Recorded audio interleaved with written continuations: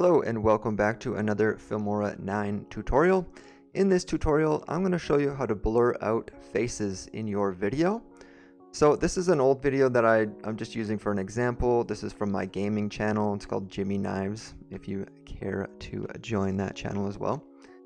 And so what I'm going to do, you can see that I'm talking here. It's just on mute.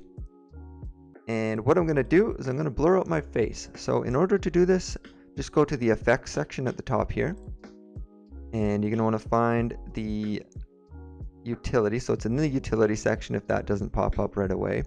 There's different filters and overlays you can add. In this example, we're blurring out a face, so it's in the utility section, and you go to face off.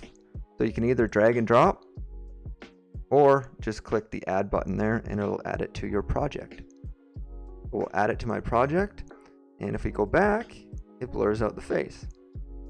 So you can also make this longer or shorter depending on the section of the video that you want to blur out. And it just picks up on the faces automatically. So it's a super smart program. And if we double click on the face off section here, you can also add these funny little emojis as well. So it adds a little bit of an element to your video depending on what you're going for. So that is how to blur out faces in Filmora 9.